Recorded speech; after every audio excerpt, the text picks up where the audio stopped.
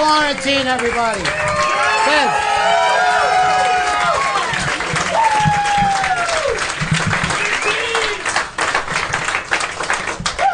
Well, it's great to have you here, dude. I'm just trying to kill time. I don't know if I got some good stories, so. Which really is your career. Just trying to kill time.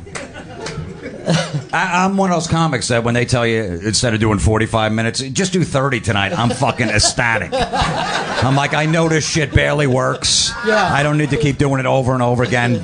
Cut my time, please. So ambition has never played a big role. A little bit. Sometimes I feel like, but other times, like if you can get a half day at work, 45 minutes to 30, who wouldn't take that? You're looking at your watch during a 45 minute. Maybe like at 18 you start eating a sandwich. I keep a little buzzer in my pocket when I'm up on stage. It buzzes like 10 minutes before my set. Some nights I'm up there and I'm like, I can't wait. When I feel that buzz, it's almost like I came in my pants. I'm like, I can't fucking wait to get out of here. Has there ever been a night where you did both? No, I did get a blowjob once. Not from the stage, but the girl said she would blow me. I said, right outside? She's like, yeah. And I went outside and she blew me in the parking lot. And I was hosting a show and a guy brought up, he's like, I only have 5 minutes, get it done quick. I go, do your act fucking 8 times. She's ugly, this might take a while. You know, I've done 100 of these interviews and never before at my 5-minute mark have I heard, so I'm getting a blowjob right off stage.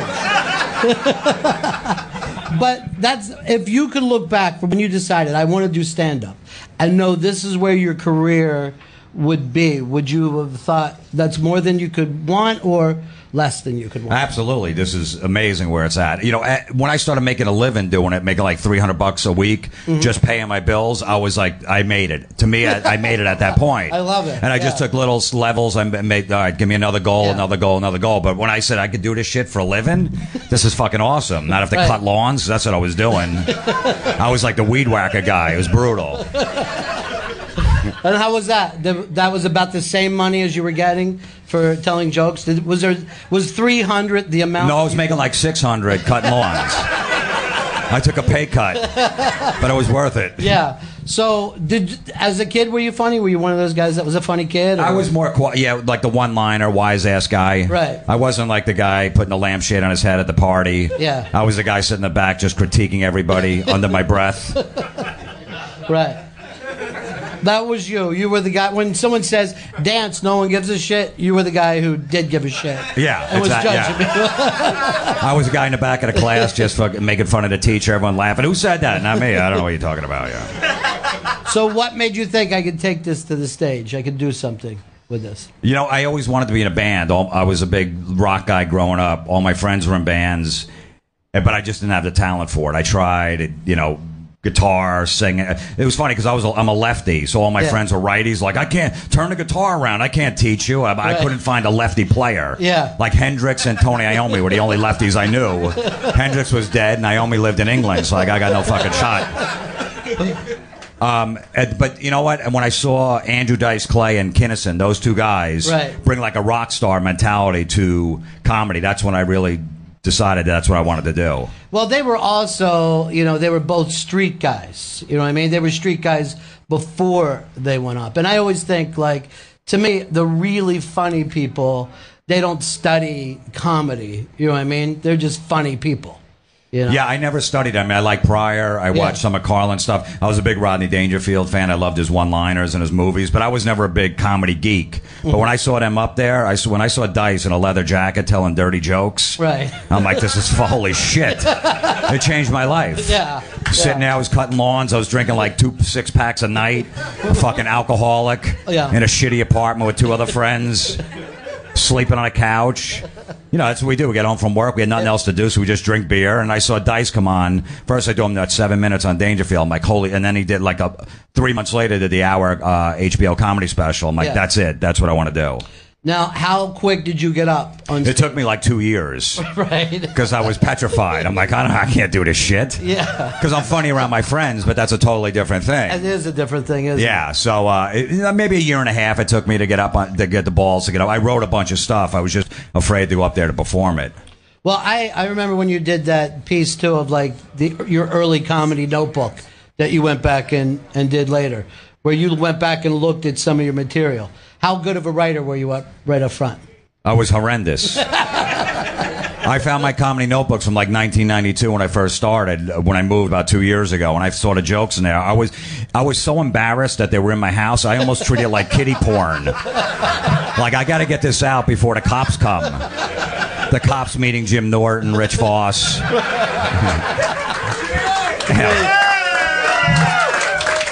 So, if there was anywhere that those guys could find those notebooks, your life would have been hell. It would have been hell. But right. I was doing those jokes on stage, a lot of them. Right. And I was bombing. Right. But for some reason, like a guy like Rich Voss was already established when I started. Another Bob Levy was another guy that was established.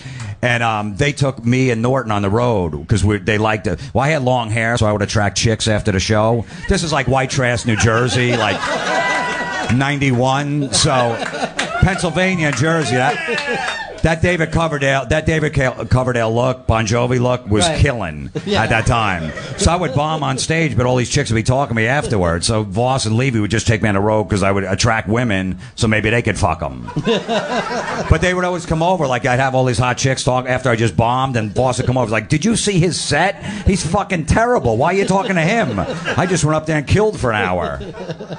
But it made me a better comic because it got me out there working. And also being with those guys that kind of set something like a bar for you as well, right? Yeah, I mean, you know, Bob Levy, as a nightclub comic, nobody can go on after that guy. That guy is so fucking funny. And just watching him every night up there, you know, you learn from it. Plus, it helped that he had a bad alcohol problem. Sure.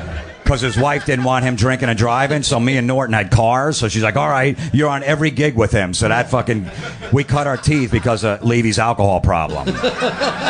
We were working like 5 nights a week. We were only doing comedy like a year because Levy had all these connections. I got to bring these guys. They suck, but they're going to drive me here. So, you know, really for you saw dice, you had a license, and you made show business. I had a license. That was it. I lived like close enough to Levy to pick him up, and that was it. If Levy was just doing a little better and he could have a limo, you'd have no fucking I'd have no, absolutely. And Voss was sober, so he didn't need a ride. Right. Yeah. So that was the early days, and you're just slugging them out at these places, right? The worst places. Yeah. Strip clubs. Levy, I remember we did this gig. It was connected to a strip club down in Philly, and there was 2 shows. So in between the shows, all the comics would hang out in the strip club, of course. Yeah. We'd want to get paid after that show, so we took all our money, went right to the strip club, and Levy whipped his dick out in the strip club. And the bouncers came over to the comedy side, and they canceled the second show and sent us home. That's when I knew I better go out on my own. This is, you know. I can't be associated with this. I loved that he did that, and it was hilarious. But so really, you needed a license and then a jock strap for Levy. Yeah. And there's a career. So, but just madness working those early gigs. Horrendous. Yeah. What's the worst gig ever? What's the worst room you've ever walked into? I remember there was a gig in South Jersey. It was in a bar, and me and Vinny Brand go down there, a friend of mine. They book us in this bar. It's like a Tuesday night. We walk in, it's all bikers. So like, oh shit, this is going to be brutal. And then we're looking around. There's no stage anywhere. So we just go up to the bartender. He goes, "All right, start the show in 10 minutes." I'm like, "Where's the stage?" He goes, "It's right there." And it was the pool table.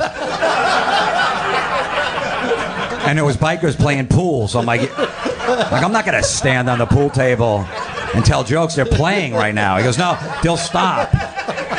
In 10 minutes, it's their last game. They'll stop." And then I'm like, "Yeah, but I'm not going to stand on a pool table." I go, "Don't worry, we got it covered." And as soon as they were done with the game, 2 bikers came out with a big piece of plywood, put it on top of the pool table, and we stood on top of the pool table. Right. One of the bikers had to lift me up to get me on the stage. And I told dick jokes for a half hour. Everything about this setup sounds like it was going to be a rape. You know what I mean? It could have easily been. There was nothing in the area. No one had known nothing. It wasn't advertised, a gig. Nobody even knew there was comedy there. And then Norton would have taken it next week. You know, I do that. That is with complete love. That joke. Of course. First of all, I got Norton his first paid gig. I'm emceeing at this like rock club on Monday nights. I bring Norton in. He's a new comic. He said, I want to go up. Okay. He does these awful jokes about like raping his grandmother in church. And there was like a local booker there. He's like, that fucking kid, who is that kid? Don't put him on your stage anymore. That's horrible what he said. And of course I took a liking to right away. I'm like, this guy's a creep and a weirdo. And just that he could think of something so sick, I want to be friends with him. Yeah. And then like a month later, the same booker goes, I need someone to bring for you to open at this Holiday Inn or whatever in Jersey. I go, I got some guy. I didn't want to say his name because I knew he hated him. I bring Norton with me. He sees him. He's like, come over here. He brings me in the room because that fucking kid's a Nazi. He's not going on this stage. I didn't think he recognized it, but he did, of course. And I go, no, he changed his jokes. He's all right. He doesn't do that grandmother fucking in the church anymore. And I just told Norton, I go, dude, cut that joke out. He's like, all right, man. And he did. And then he only had 2 minutes. That's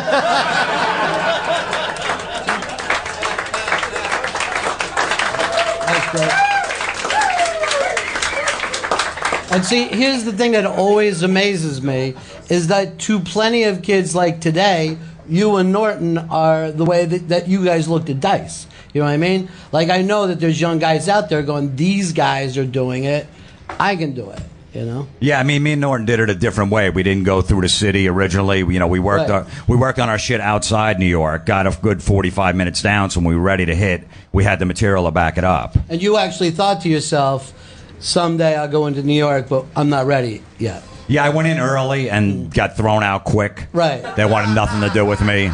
But I'm always amazed when some kid like in Iowa thinks, I want to do comedy, I'll drive to L.A. and sign up at the Comedy Store. And they've never gotten up. And people do that all the time. Because once they see you once and you're not good, they won't see you for at least 3 years. That's usually the rule of thumb, like 3 years. So don't go in too early but everyone thinks they're ready. Everybody thinks they could do an HBO special in the first year because everything they write is amazing. But it's weird. Like, no kid just thinks to himself, I want to play baseball. I'll drive to Yankee Stadium. Right. I got a bat. I'll just go up and knock on the door. Yet they do that with comedy all the time. And my first big break I got on MTV. There was a comedy show called Kamikaze. Sure. So I got picked for that, right? Then the only reason I got picked for that is I went to a Caroline's Christmas party. And there was a comic named Rich Francesi that was around for a while and took a liking to me for some reason. So he introduces me to Don Jameson, who's one of my best friends now, that I didn't know he was working for MTV at the time, booking comics. So he goes over, because nobody wanted anything to do with me in New York. I couldn't get on stage. Everyone was like, who the fuck is that asshole with long hair? Get out of here. So he goes up to Don Jameson. He goes, hey, you should take a look at this guy. He's from New Jersey. He likes strippers and heavy metal. And Jameson's like, really? What's your name? We started talking. He goes, I'm going to come see you on Tuesday at the comic strip. We're looking for new guys. Like, okay. Tuesday came. I got the gig, and that's how I got on MTV, by being a scumbag from New Jersey that likes strippers and heavy metal.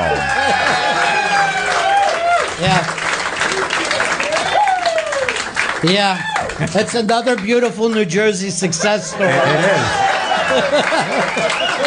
is. Who would have known all those times, spending the time in a strip club would have paid off. We had something we could talk about. We went to the same strip clubs. We bonded that night. Well, after you agreed finally to do this with me, I went back and listened to a lot of your prank calls. And some of the shit with you and Jameson, even now, this many years later, it's so stupid and so fucking funny. I listened 7 times to I'm going to put my brother on. And I cannot, to this day, I cannot understand why that's fucking funny. And then as soon as it was done, I would put it back on again. I don't know exactly. I just said, let's just do something silly. I remember doing that call. I remember me and James like, all right, what's an idea? What do you want to do? And I'm like, you know what? Well, as soon as this woman asks for information or whatever, I'll just hand you, hold on, let me put my brother on the phone. And then you pass it back to me at some point. And we only have one phone, so I don't even know what's going on at the other end. We're recording on a cassette with a friggin'... It was so, and the first time, this is the only time we ever broke character, because we were looking at each other and we started laughing halfway through.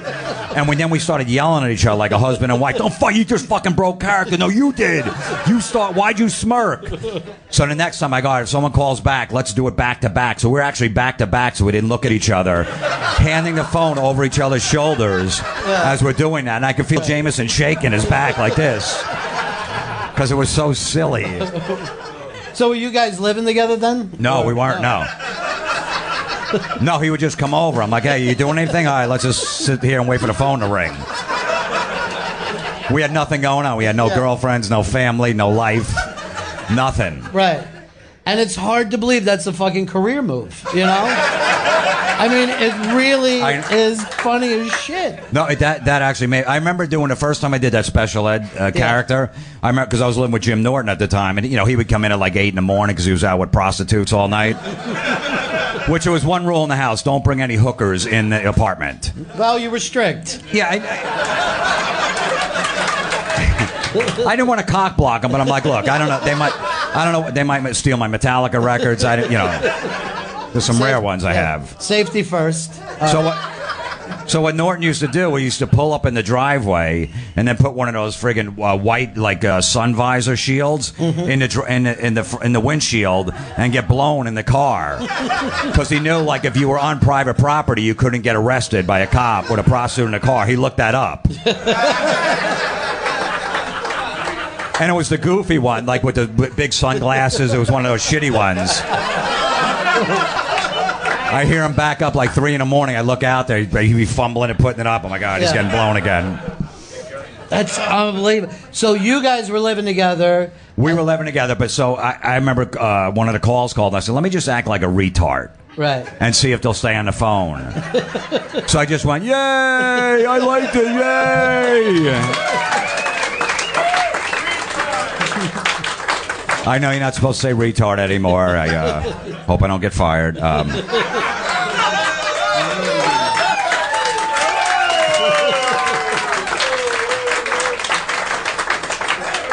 remember it was like a lemon. The woman wanted like $25,000 from me to invest in something. I'm like, yeah, I got a lemonade stand. I just made like 50 cents. Is that enough? And she stayed on the phone for like 4 minutes. I'm like, holy shit, I might be onto something. I'm like, yay, I like lemonade, yay. And I remember Norton coming out of the room later in the day. He goes, dude, that yay thing is going to fucking sweep the nation.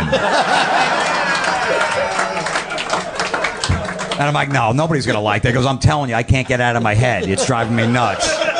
And he was right. Yeah. And so he was just listening from the other room. Just listening in the other room. And you weren't doing it to even record, just to fuck around? Or just to mess around. I wasn't even recording at this time. I was just doing it to amuse myself. And then Jameson was the one who told me, so you should start recording this shit. It's pretty funny. Yeah. So then I started recording it. And then I put it out. I put a CD out of the calls, and I just said, I'll sell them after my show. I'll make $10, get my name out there, whatever. Mm-hmm. And Jameson knew Gary Delabate at the Stern Show. So he goes, I'm going to bring it up there. Maybe I'll play it on the air. So I went up there, and Gary's like, all business. He goes, hey, how you doing? All right. He goes, all right, look, if it's funny, we'll play it on the air. All right, thanks, goodbye. So I'm like, all right, nope. That's never going to happen. The next morning, of course, I wake up at like 11 o'clock in the morning. As a comic, I'm not up to see if he might play it on the radio. And my fucking phone is blown up, voicemails, everything. He's like, holy, he started playing. He played like 4 tracks off it. He's going, who the fuck is this guy? This shit is amazing. And that's how I got on the Stern Show, and then I got the Crank Anchor shit from that. All right, so when you first did this, you had no idea that you were just selling it basically at my shows. At your shows. Make enough money for a lap dance, maybe. Yeah. Get my name out there. Now, did the people who were on the album know that they're on an album? Of course not. Okay. Why would I tell them? No, technically, what a telemarketer calls, if it's an incoming call, as long as you beep out their name and company, you're pretty much safe because they're calling you. So I made sure I did that. Right. Was professional about it. Very responsible. I tried doing it in the beginning, and they were like, I don't care. Put me on. I'm quitting. This fucking job sucks anyway. I'll be out of here in a week. They didn't give a shit, so. Yeah, that's true. That actually is true. They don't care that much. But some of those calls, they're so desperate to just try to get to that sale that no matter what the hell is going on, if you keep saying no, stay on the line, they're like, okay. If you don't curse or tell them you don't want the product, they can't hang up because they got a supervisor listen in. Right. So I knew that going in. So I'm like, no problem. I don't need to curse. And I'm just going to play like I'm a fucking idiot. Like, what is wrong with this guy? But he didn't tell me to fuck off, don't ever call again, so I might have a live one on the line. That was and it worked like a and my whole thing was, I'm just trying to get the information. I didn't know I'm not supposed to drown my grandfather in a tub. He won't shut up, so what am I supposed to do? Yeah. So, at no point did anyone think I'm going to call the police, or it was just between... Oh, yeah, there was a lot of cops called, yeah. There was cops came to my house a couple times. One, I said I killed this old woman, and I hit her with my car, and she's in the hospital. I'm going to go smother with a pillow. Why don't you call back in an hour? And 2 detectives showed up at my door. Yeah. Going, and they come upstairs and they start looking in rooms. I'm like, what are you doing? Like, there could be a dead woman in there. We don't know. I'm like, I'm a comic. I was just doing these prank calls. And they're like, look, just do it, but just stop with this. He's like, why? I'm like, I don't know, it's just fun. I go, all right, sorry, I went over the line. I go, you guys will never hear from me again. Don't worry about it. 2 weeks later. And I don't know what I was thinking. Yeah. I told my girlfriend at the time, I go, just pretend like you're screaming in the background. She's like, why? What are you going to do? I go, no, I didn't want to tell her because I knew she was going to say no. And I had my buddy Chuck there, right? So the woman calls, you're screaming, he's yelling. She's like, what's going on? Is everything okay? I go, yeah, my friend's just giving my girlfriend a home abortion. It'll be okay. I had a vacuum going on in the background.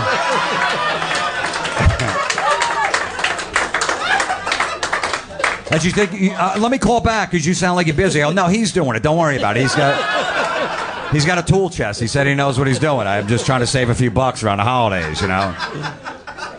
And she actually stays on the phone as this horrific thing is going on in the background. Finally, she hangs up, but then I forget, and I leave the house. My girlfriend's like, you're a fucking asshole. You're going to hell. Why would you do that? We won't go to get coffee or whatever, me and my buddy Chuck. An hour later, I come back. My door is busted down. And all my neighbors are out front. I go, what happened? I go, the cops are here. They were looking for it. I go, for what? He goes, there was a 911 call. And I'm like, holy shit. The woman had my address in front of me once again. Right. I'm an idiot. I didn't even realize that they could trace her. So she thought there was abortion going on. Calls the local cops in my town. They come to the door and no one's there. So they kicked in the door and fucking knocked it down to look upstairs, make sure nobody was bleeding. So I go to the police station like an idiot. I go, let me just tell them it was just a joke. I walk in. It was the same 2 cops. From 2 weeks ago. They go, what the fuck is wrong with you? And I'm like, he goes, you don't think giving your girlfriend a home abortion, you don't think there's a problem with that? I'm like, I guess, I don't know. And then I'm just trying to be funny. I go, look, he's like, well, that woman left work. She was so upset. I go, look, I gave her a half a day of work. Look at the bright side. But I was actually facing 6 months in jail because of that call. Right. Yeah, I got a disorderly conduct ticket, like the worst kind. I guess, I don't know, there's different colors or some shit. Yeah. I had to get a lawyer and go to court in a packed courthouse, and the judge is reading the call. Like, you did a call where you pretended you're giving your girlfriend a home abortion with a vacuum going on in the background and her screaming, and you think that's funny? I'm biting my lip, the bottom of my lip, like, I don't know what I was thinking. You're on Comedy Central? Is that what Comedy Central think is funny? The whole courtroom's fucking groaning at me like, what a piece of shit, like I just killed somebody. I got like a $500 fine, 6 months of community service, and then walked out as everybody was hissing at me. Right. And then when I got as soon as I got out the door, I'm like, that was fucking hilarious. Yeah. It would have. I think maybe a better payoff is if you had to do the 6 months and then fucking explain to everybody else. Yeah. You're in there with rapists, murderers, one prank caller. In the middle of everybody. It's so you're right. Crazy, man. So when Stern first plays it is the first time really people get to hear the shit that you've been doing for a while, right? Yeah. And how did that change everything that was going on with you? Well, that was right at the point where Jack and the Joke Man left the show. Mm-hmm. So they were starting to have unknown comics come in and sit in. There was guys like Doug Stanhope, Fitzsimmons, Artie Lang, me, Carolla, Kimmel, and I started sitting in and whatever. And next thing I know, I went from like doing shitty firehouses in Jersey to like doing improvs because he would just play. Well, no, I went to Pittsburgh this time, but just from him plugging the gigs. But what happened was like 6 months in, Kimmel and Carolla were doing a man show at the time, and they were starting up Crank Anchors, and they were looking for guys that did prank calls, and they heard my shit on the Stern Show. Got in touch with my manager, go, look, we want that guy on our show. They had no idea who I was. So I was like the only unknown to get on that show because they had some major stars on there: Tracy Morgan, Sarah Silverman, Attell, Dennis Leary, Chappelle. You know, so everybody was pretty much established at that point. But you were really on because they just loved some of these calls that they heard. They loved the characters, yeah. And they loved the characters I was doing, the special ed, especially. We're going to make a puppet out of this guy. I go, people are going to fucking hate this. I'm doing a retarded guy. How are they going to like it? They go, no, they're going to love it. I'm like, all right, whatever. You guys take the heat. And that was one of those things that happens where, you know, that show runs on TV, and a day or two later, all the kids in the country are doing that voice and getting in trouble in school for it. Yeah. Because they're, and everyone's like, that's not funny. They're like, literally, we're yelling at kids what you're doing. You're saying something a professional comedian says, and that is not funny. You must stop that. I remember my manager at the time was managing Greg Giraldo too, and he's like, I don't know. He goes, 2-year-olds laugh at your humor. Why should I manage you? Greg's got a great career. He's doing Tonight Show every 3 weeks. He's a smart comic, and my 2-year-old is laughing at your comedy. It really did hit, you know, kids. It's odd. Yeah. I mean, a lot of your fans could have never come and see you. Absolutely. Because they were in bed already by the time the show started. Absolutely. And I'll tell you, well, when it hit, what happened was there was one publicity photo I took with the puppet when they had the premiere. Standing next to the puppet. So now all of a sudden it's on the internet, so the Improv grabs that shot and puts it in front of their club and advertises on their website that I'm coming with a puppet. So there's lines of fucking kids with their parents outside these improvs thinking I'm going to do a puppet show. And I'm up there, and if everyone's yelling and shit, like, all right, maybe a couple minutes they'll bring out the puppet. And I'm trying to, you know, it was almost like the Chappelle Show with them yelling, Rick James, bitch. They're like, yay, I got man. And I'm like, all right, I get it. And then finally people are like, where's the puppet? I go, there's no fucking puppet. I remember a guy like 60 years old in the front. He's like, where's the puppet? I go, dude, you're a fucking 60-year-old man. You really need a puppet up here? I go, close your eyes and I'll do the voice. But a lot of people were walking out of my shows because they really thought I'm up there making fun of the homeless, basically, like an opening bit. And people are like, oh, my God, I thought this was a puppet show. We want our money back. Right. So I probably lost like 30% of the crowd. But the 70% that came, like, oh, man, this is funny. So they dug it. But I definitely took a hit. And the improvs were freaking out. I go, it's your fucking fault. Put a different picture up there. I'm not doing a puppet show. I respect Otto and George, the late great Otto and George. You know, a great friend of mine, but I was never into the puppet stuff. But Otto was just on another level where it didn't matter. And he had that guy up, George up there, was fucking hilarious. Yeah. So, but Eminem was the one who really put the show on the map. Eminem became a big fan of Crank Anchors. The first season nobody watched; it almost got canceled.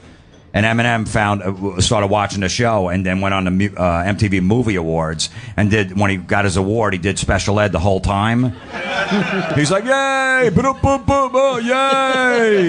you go, ladies, like doing like a obscure call, and the next day nobody knew what it was, like an Entertainment Tonight, like what was Eminem doing up there? Was he like doing like something to his friend back in Detroit or something like that?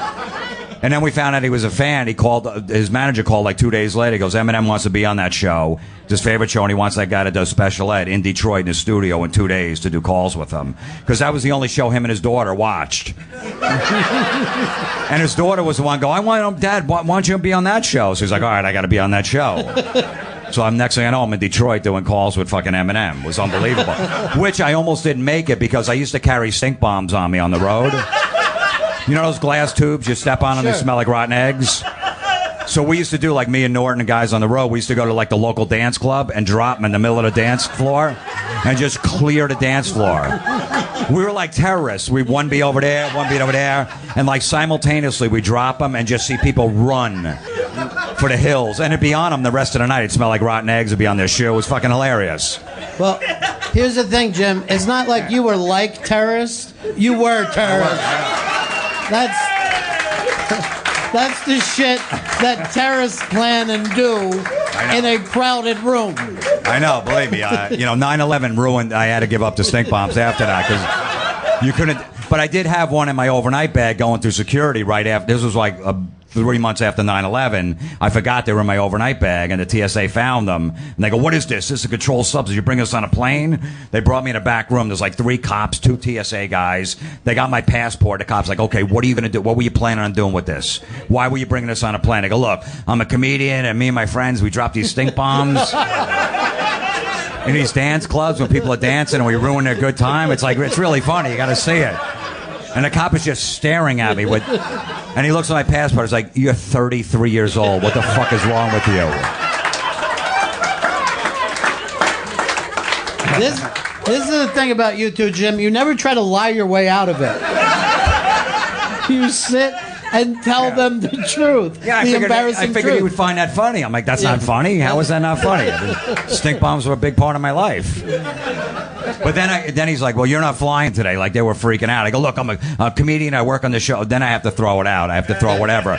I go work on a show called Crank Anchors, and the cop's like, "You work on Crank Anchors? What do you do?" I go, "I'm one of the characters." He goes, "Who?" I go, "Special ed." He's like, "You're a special ed?" I'm like, "Yeah." He's like, "Do it for me." I go, "Yay!" He's like, "Get on the plane. Fucking go." Escorted me right to the front of the line. That was great.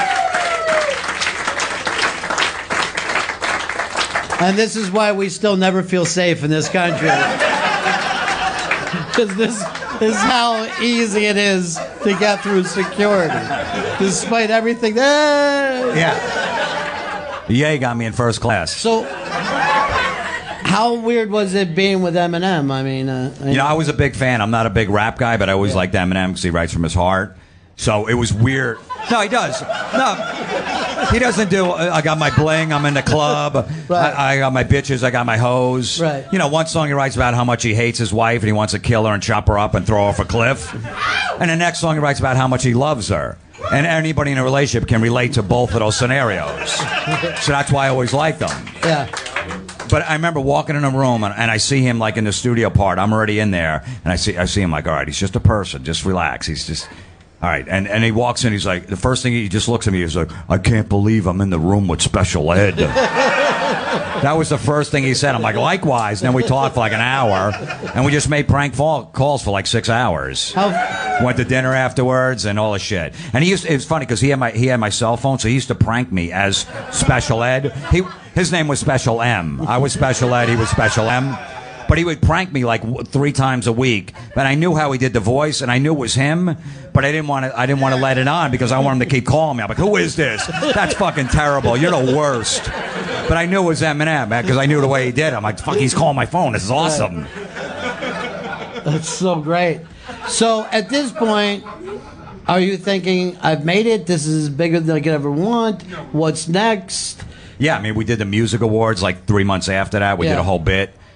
So stuff. Yeah, I mean, the career just started taking off from there. Then I got on Inside the NFL on HBO. I was a big football fan. Which is insane. Yeah. It's insane. And they weren't taking heat over the special ed character. It was like no one said, "Wait, the NFL has hooked up with the guy who does special ed." No, luckily this was before the Janet Jackson thing, the Super Bowl halftime show. That's when everything turned this country. Right. Basically, so it was before that. It was like 2005. I think that was 2006 when that happened, maybe, or I don't know, whatever it was. But it was before that, so it was flying under the radar, the special ed stuff. So luckily, and they didn't really look into it. They just said, "Look, we want some edgy comic to come on here and fuck with the football players." And I was a big Dan Marino fan, so to work with Marino was fucking awesome. So what was the coolest stuff you got to do on that show? I actually got to go to Marino's house to do a bit. When Ricky Williams, I don't know if you guys remember, Ricky Williams quit football to go smoke pot with Lenny Kravitz.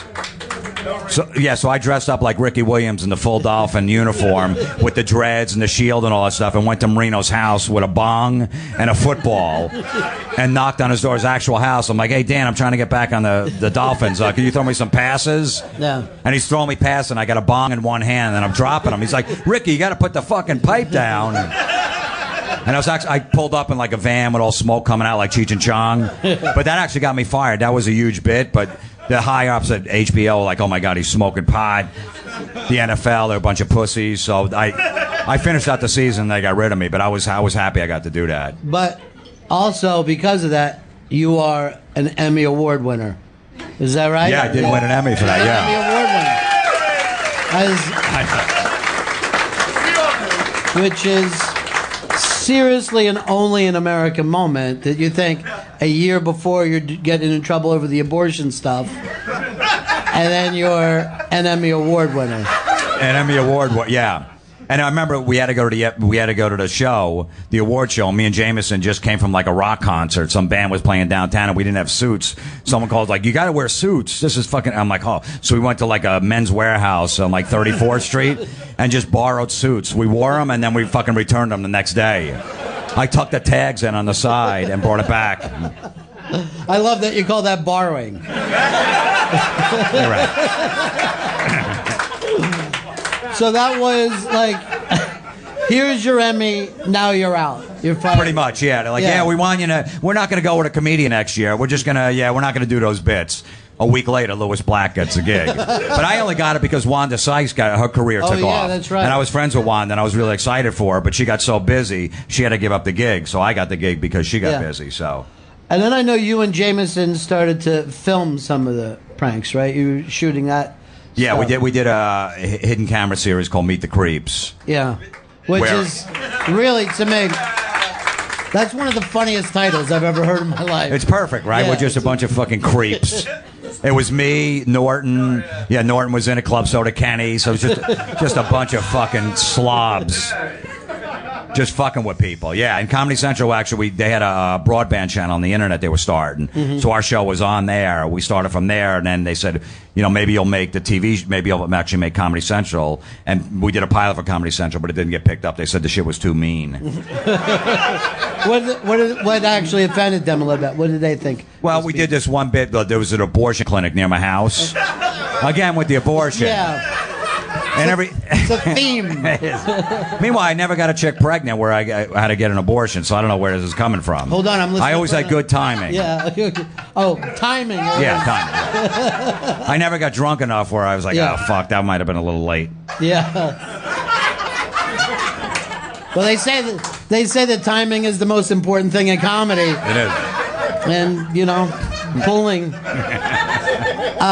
So they thought it was too creepy. Too much. Yeah, there was so every Saturday these protesters would be outside the abortion clinic. So I was like, oh, this is perfect. So I pulled up there. We pulled up there, hidden camera. Had a girl in the car. She had a pillow on the shirt like she's pregnant. So we pull up right in front of the protester. She gets out. I get out. I'm like, get in there. She's like, no, I want to keep my baby.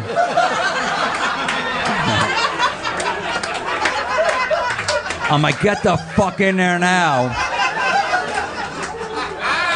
Then she starts running away, and I chase her with a coat hanger.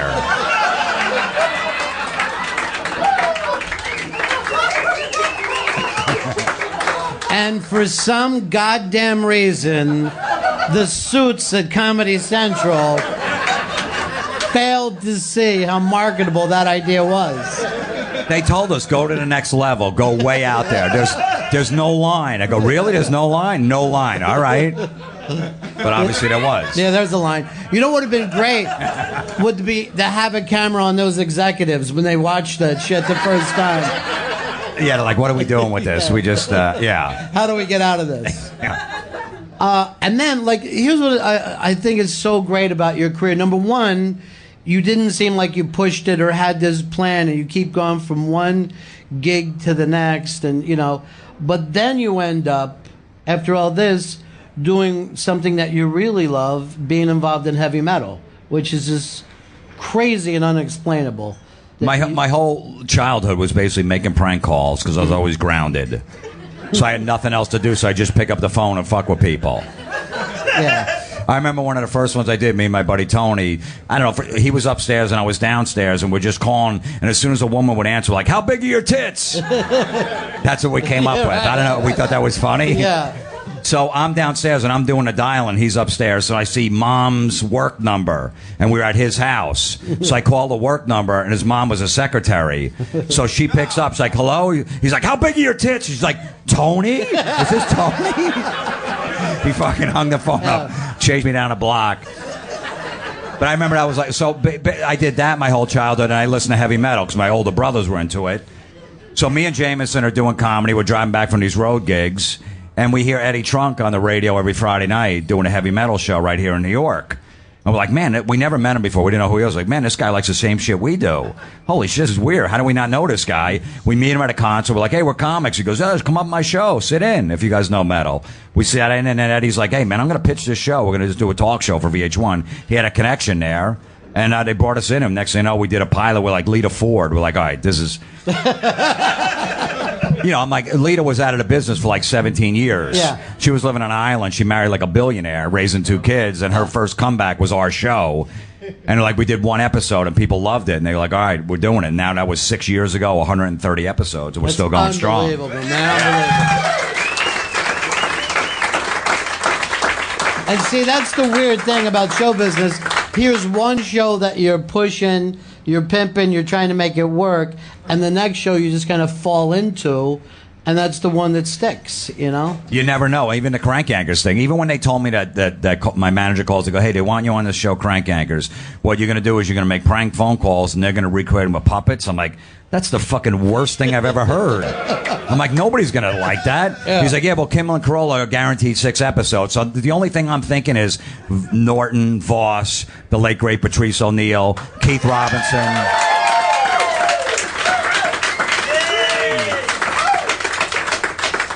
Keith Robinson, those 4 guys are going to fucking bust my balls that I'm doing a puppet show. Right. That's all I'm thinking. I don't even care that it's a TV show on Comedy Central. These guys are going to give me shit, and then it just took off from there. So what the fuck do I know? So, yeah, and then the next one that you fall into with Eddie, there is a chemistry on that show that really shouldn't even belong there. It's one guy does not look like he should be with the other 2.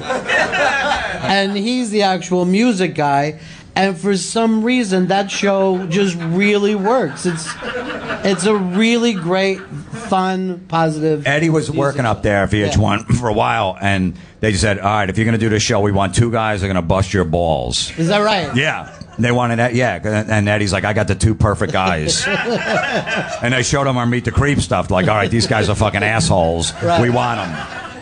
But because of that, you kind of learned to become an interviewer too. I mean, when you and Jameson are on that show, you rarely go for the joke. You're more talking about music, and then the joke comes in about each other. But I never see you guys really pound any of the acts or anybody that comes No, because I know if we got like Steve Harris from Iron Maiden was on our show, that guy doesn't do any press. Yeah. But luckily he was in the States and at the time in California at a solo album. I'm thinking if I'm at home, I don't want some fucking comic on there cracking one-liners.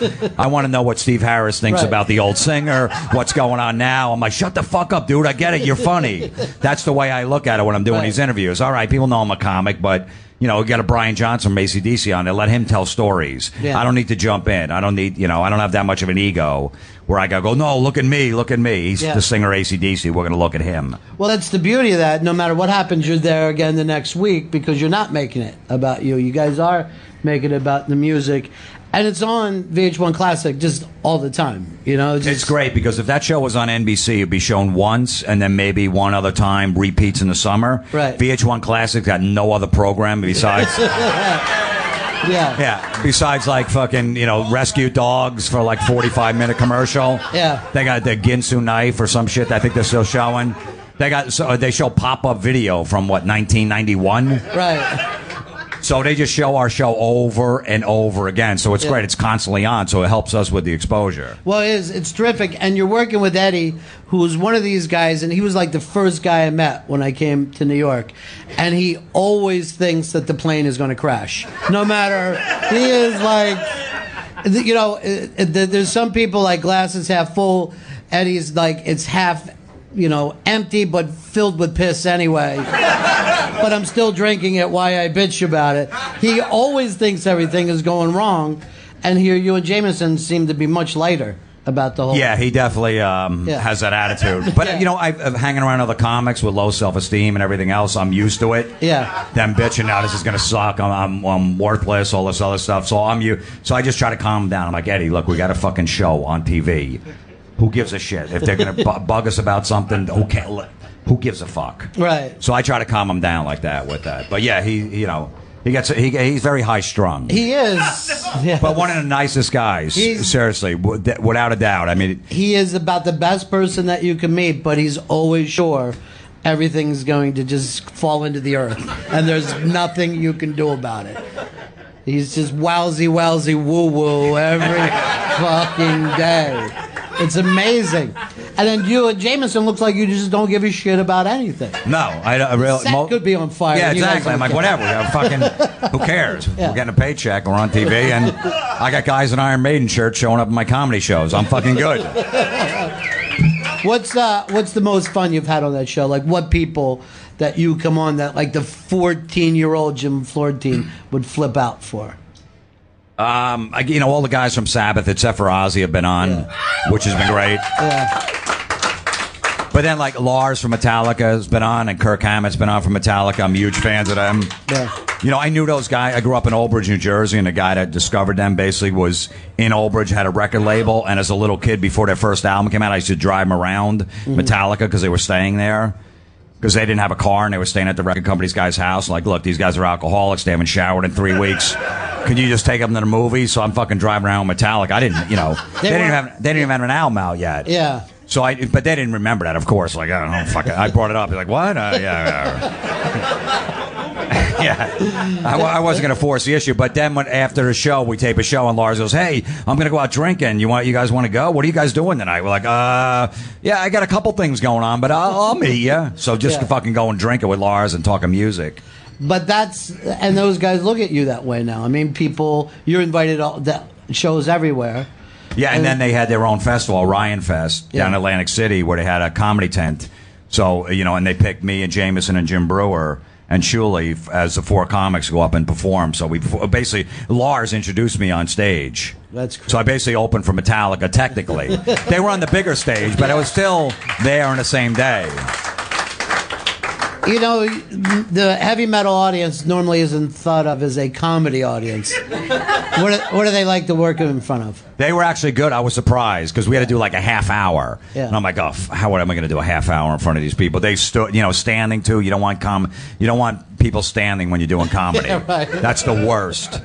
They're miserable. It's hot. It was in July in Atlantic City in a friggin' airfield. Yeah. Old shitty airfields, 100 degrees. But they were amazing. An amazing crowd. Yeah. That's but I've great. done a lot of shitty gigs opening for bands too. Like, what was the worst for you? I went on tour with Slayer, Megadeth, and Anthrax.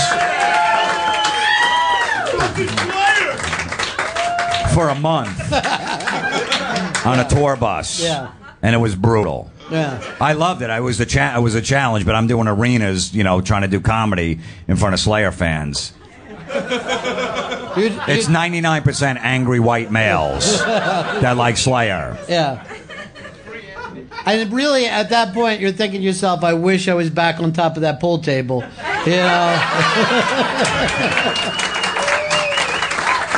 Because that is the thing about stand-up, is a bad gig still hurts no matter how much experience that you have. Absolutely, yeah, because they didn't know I was coming out. Most of the people knew me in the crowd, but they didn't give a shit. The thing was, I had to do 3 5-minute sets.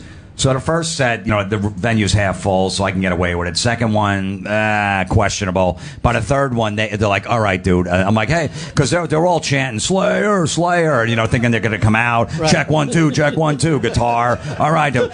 And what happened was, the third set, I couldn't be on the main stage because Slayer had this big stage show where the curtain was covering the whole stage. So I had to go back to the soundboard in the middle of the venue and do my set from there. So now you picture like there's 14,000 Slayer fans. They're facing the stage. They think they're coming on chanting Slayer. All of a sudden the spotlight hits me. Hey, how you guys doing? I'm over here now. And they're like, fuck you, dude. Enough. All right, we get it. You're a comic. Relax. That is so fucking brutal. And the first night I'm in San Antonio, there's beers getting thrown at me. I see these missiles coming at me. I'm like, I'm dodging them as I'm trying to tell dick jokes. But they're splashing on a soundboard and shit like that, and they're like, what the fuck? You can't, just going to short out the board. The next night, they put, like 5 minutes before, they put a tarp down. Like a tsunami was humming. All the family members, get away, he's going on stage. They just left me hanging by myself. You motherfuckers. It's show business. It's so exciting. It's so exciting. And you're also doing acting now. I saw you in Californication this year. What else have you been on? Amy Schumer show. Amy Schumer. Inside Amy Schumer. That show is truly so funny, so well written, so performed that I don't even think people have caught up. Like they're like, "Oh, Amy's funny," but the truth is that whole damn show is so well done, man. It's really strong. She's been really helped my career a lot by having me on the show. She put me on a sketch the first season. And from that, I got the Californication gig. Is that right? Yeah, because they want to see that you did something besides like a little fucking shitty independent film that your friend did. Oh, I got this clip. I did my college guy. He knows what. Yeah, and I did Beer League, but it wasn't a good clip. I was in Artie Lang's Beer. I was the catcher, but I had my mask on, so you just hear my voice. So that wasn't a good clip to show. But the Amy Schumer show got me to Californication. It also got me on Girls, too, because Judd Apatow knew me from Amy's show, so I got a part on that this season, too. So she's been amazing for my career, and she's great. She's great to comics. Too, you know what I mean? She really takes care of them. She respects the older comics, the guys that have been around for a while. She's not this new and upcoming, comic that go, oh, fuck those old guys. Right. I'm the new person. So when you just look at your work in abortion jokes alone, the legacy stands, Jim. See, of course she's going to respect. Yeah, maybe that's what it is. Yeah, me, Norton, and Bobby Kelly. She's like, I got scumbag friends. I like that. Yeah. But that is, it's really well done. The show is really, really well done, really well written, well performed. It's terrific. Then Californication, they brought you in the kind of glare at the Star for a half an hour, which was great. Because you look like, this is the thing about you, you look like you're going to beat someone up all the time. But you're not kind of a fighter. That's not your I've been in a fight since sophomore year in high school. Yeah. But yeah, I do. Yeah, I walk around. It's better to walk around like that because then people are like, I don't know what the fuck's wrong. What's wrong with him? My wife says the same thing. Not that I'm going to beat her up, but she's like, why are you so angry? I'm like, because you're here? That was a joke. Yeah. Now, you're very happily married. Yeah. Yeah. But I've heard you talk about this before. You would always be attracted to girls that were somewhat troubled. Yeah. That was your thing, or that was my thing. Yeah. What was? Where did that come from? I think I got that from my mom. My mom was real religious. Mm-hmm. Raised 7 kids, but always take people in like off the street. They'd be living in a house. Like, I feel bad for them. Right. You know what I mean? Any relatives? Oh, just move in here. And like there was like 20 people in our house at some points. Yeah. It's like, no, you got to take care of people. There's something wrong with them. So I think I got that from my mom growing up, that I felt bad for these troubled women. So I always wound up dating them. And that's why I'm friends with a guy like a Jim Norton and a Rich Voss. Troubled men. I got attracted to them. As soon as I heard Jim Norton say I'm fucking my grandmother in church, I'm like, I want to be best friends with this guy. Yeah. There's something wrong with him. When you get sober at 18, you got fucking problems. He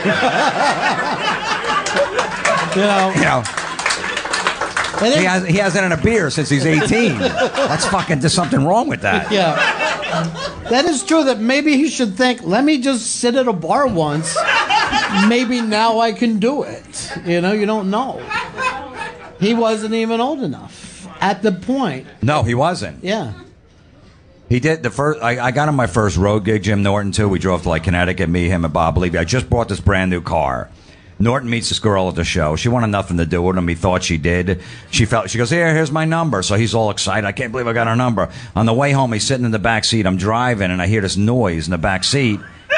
I turn my interior light on. He's jerking off in my back seat with his dick out, like going like this. I go, dude, what are you doing? He's like, I can't wait till I get home. That chick got me all horny.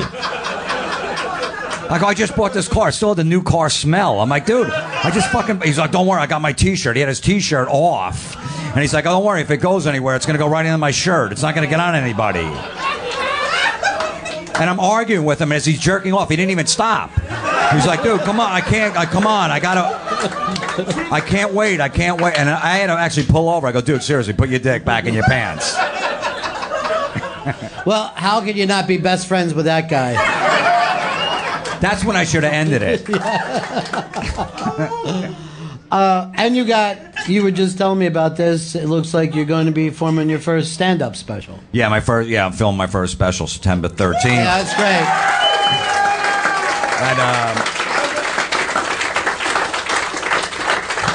George Street Playhouse in New Brunswick, New Jersey. Tickets just went on sale today.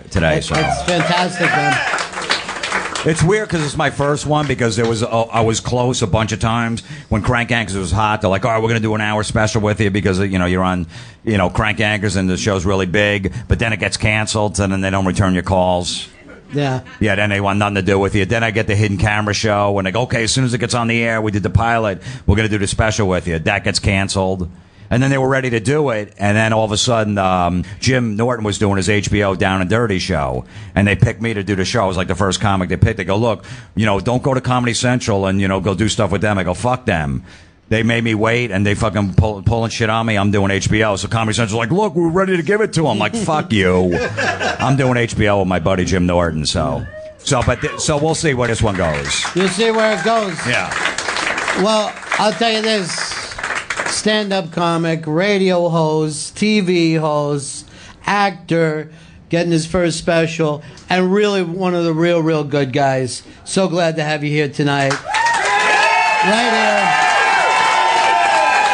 in New York City at the Stand, Jim Florentine. Thank you. Thank you so much.